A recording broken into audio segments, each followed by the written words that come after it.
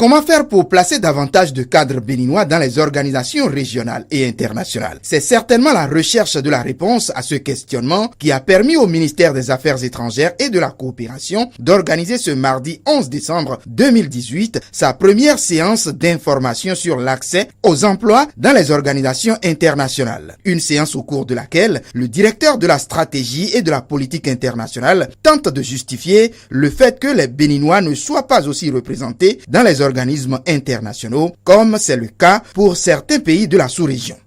Il a été constaté que les cadres béninois peinent à se positionner au poste les plus élevés dans les institutions internationales pour diverses raisons, au nom desquelles le manque d'informations sur les différentes opportunités dans les organisations internationales, l'absence de suivi de l'évolution de la situation des emplois au niveau des postes statutaires et électifs et la faible capacité du Bénin à anticiper sur les postes vacants pour susciter des candidatures béninoises.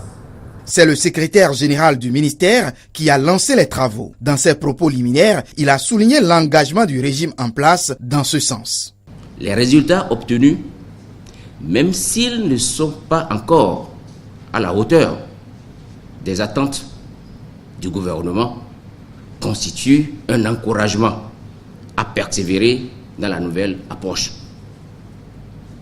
L'élection de Mme Reine Alapini Gansou à la Cour pénale internationale, la nomination du général Francis Awagwe Béanzin comme commissaire de la Communauté économique des États de l'Afrique de l'Ouest, CEDEAO, au département des affaires politiques, paix et sécurité, et l'élection de M.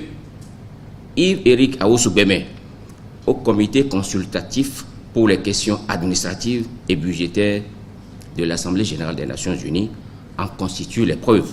Reconnaissant de facto qu'il reste beaucoup à faire, le secrétaire général du ministère des Affaires étrangères et de la coopération pense que cette séance de sensibilisation peut être d'un apport considérable dans la stratégie mise en place. C'est pour relever les grands défis qui se posent à nous dans ce domaine que nous avons tenu à organiser cette journée d'information.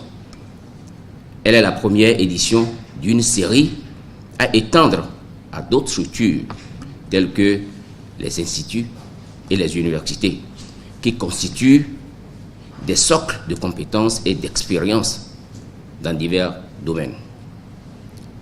Une stratégie nouvelle qui permettra aux cadres filles et fils du Bénin de hisser un peu plus haut le drapeau du pays dans les hautes sphères de la planète.